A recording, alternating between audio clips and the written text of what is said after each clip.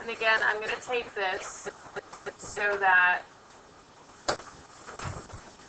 if you want to watch it again, you have the option. So, does everybody have a piece of paper? Get your paper, Kaden? Very good. Thank you.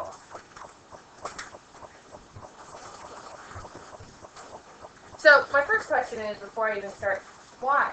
Like, why would you bother to close reading? Tyler? Help better understand the first year reading. Okay, it's to help better understand, but what else? Mario? To organize it and break it up. Right? That's part of understanding, though, right? Break it into smaller pieces, but that's good, yeah? Right, to help you if you have to write something about it, be it a question, or an essay. Anybody else know? Have an idea?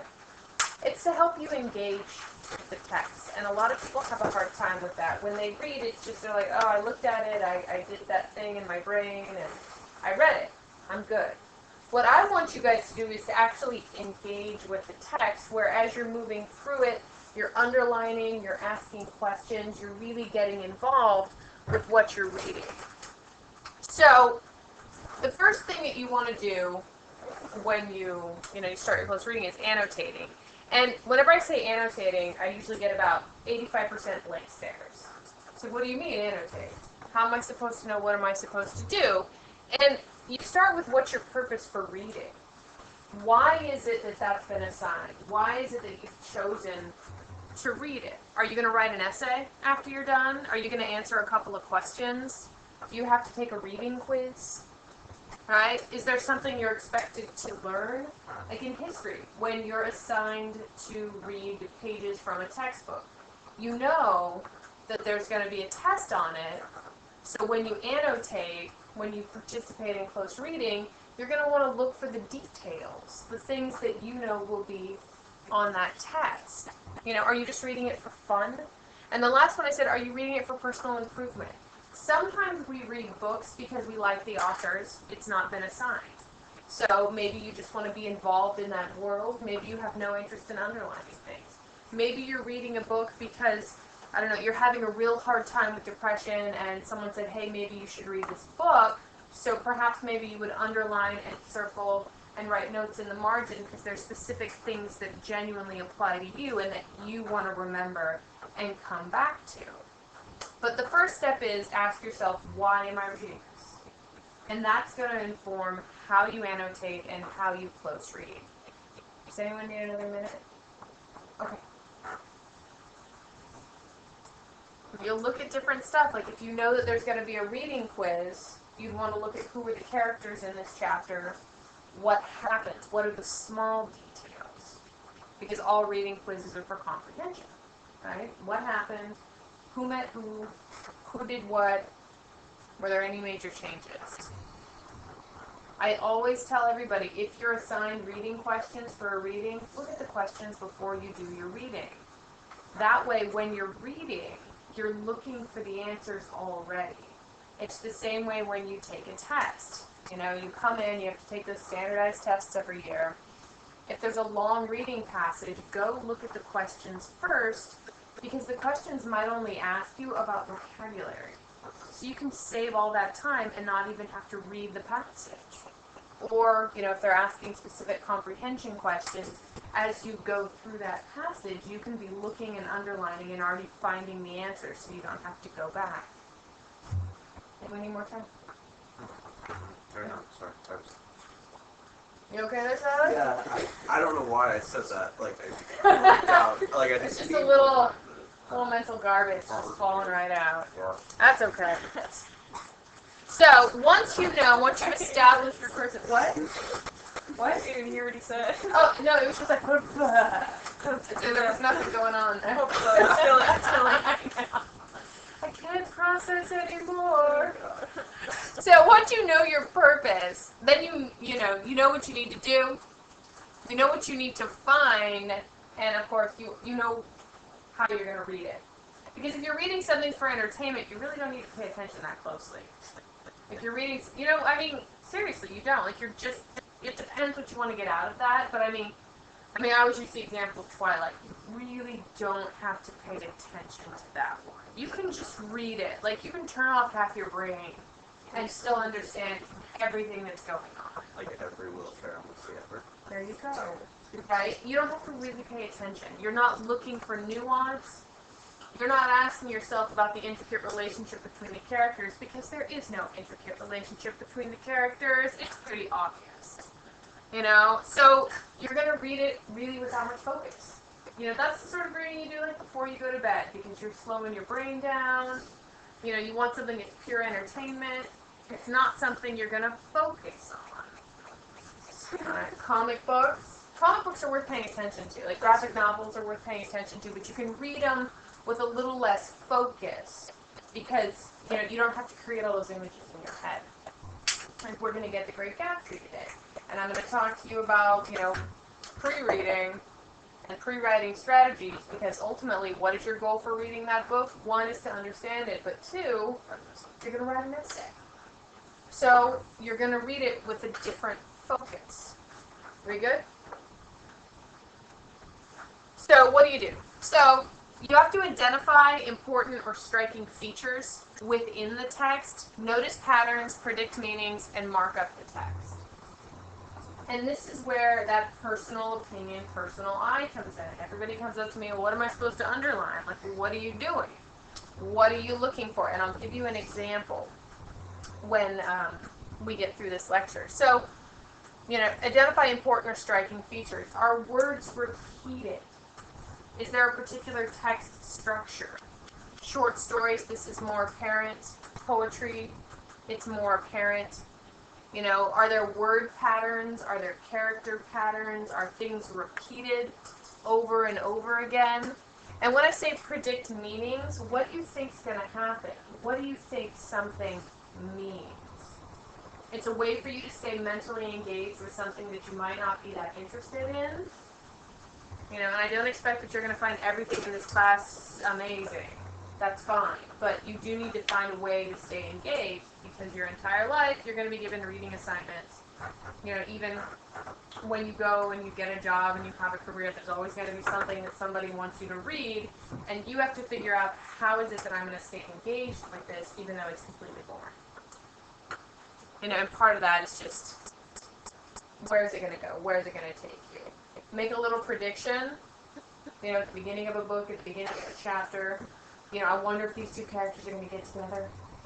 Sometimes it's enough to keep you moving through something that you have no interest in. And then, of course, mark up the text. Marking up the text is tricky when I hand you a textbook. But a really nice way to do it is to keep a journal as you're reading through. It can be a series of binder paper. You know, it can be a spiral notebook. You make notes, you know, quotes on page 16. You can use Post-its as well. You take Post-it notes, you stick them on the pages, and write the notes directly on the pages. You know, there's all different ways to do it.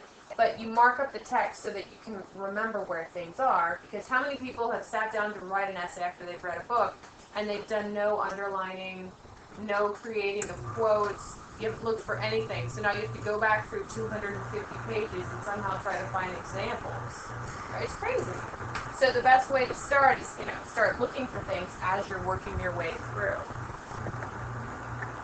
So, marking up the text or the actual annotation. Yes, Cheryl. Okay, so you're talking about us marking up the text, but we're reading out of these books. Are we marking up these books? No, you are not marking these books. Okay, so this is Yeah, like when I print stuff for you, and this is one of the reasons that I print things for you from time to time, is that I want you to actually write on them. You know, to mark them up, make notes, stuff in my yard. When you're reading in these books, you're not going to write in these books because it's not yours. I mean, if you want to go out and buy a copy of it, feel free to write all over it. But in these books, like I said, you can keep notebook paper to make notes on. And you can use Post-it notes and stick them directly on the pages with your notes. I find the Post-it notes work really well. The little flags. Yeah, the flags are really nice. So when you mark up a text, use symbols. I gave you 3 examples of potential symbols.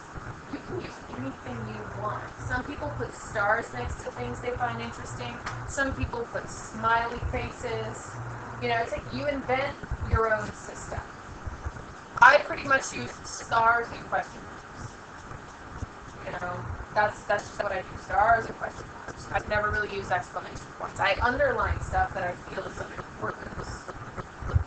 Some people like to circle it. So like you can underline important information, important words, important phrases for things you want to remember. Circle smaller bits of information like repeated words or character names.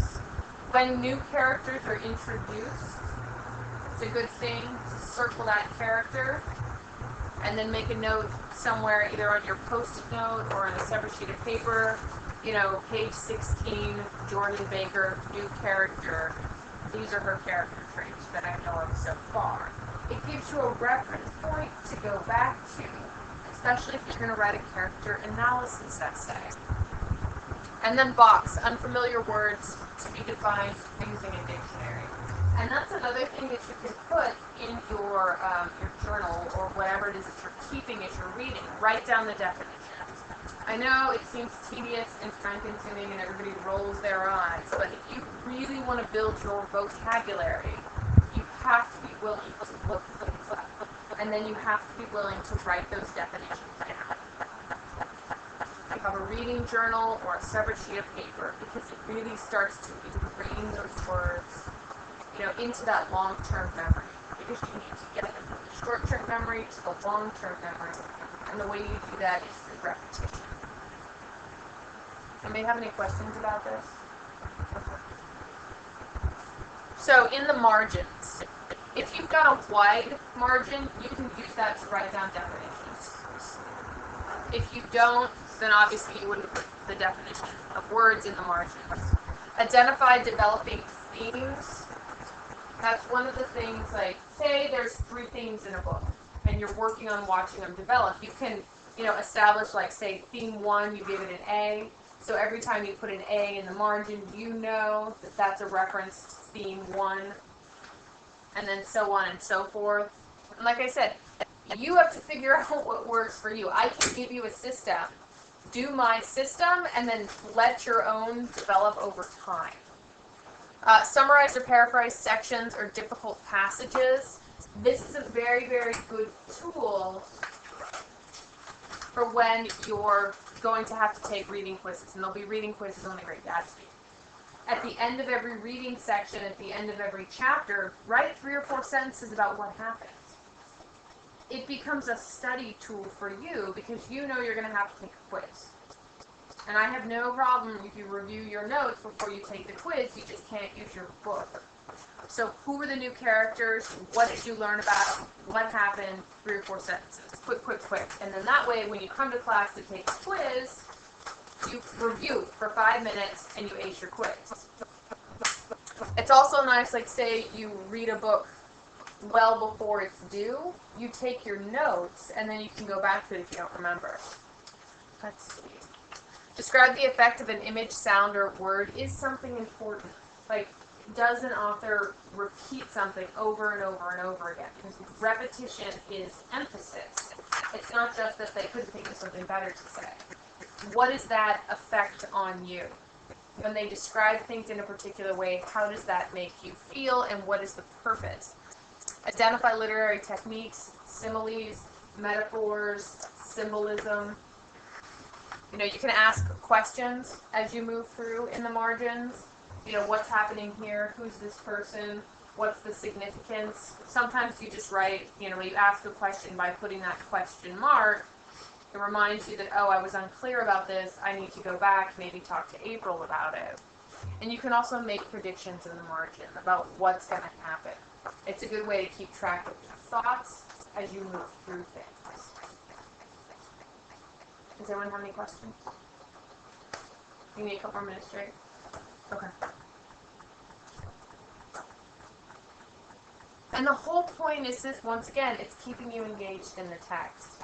It's keeping you thinking as you move through. Because how many people have been reading something and your brain just goes on autopilot and your 2 pages gone? You're like, I don't know. I got nothing.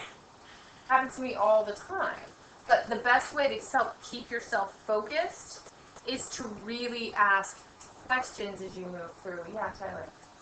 Sorry, I was just going to say, your process that you had with the chunk, so it was to number the paragraphs, to chunk the segments, to,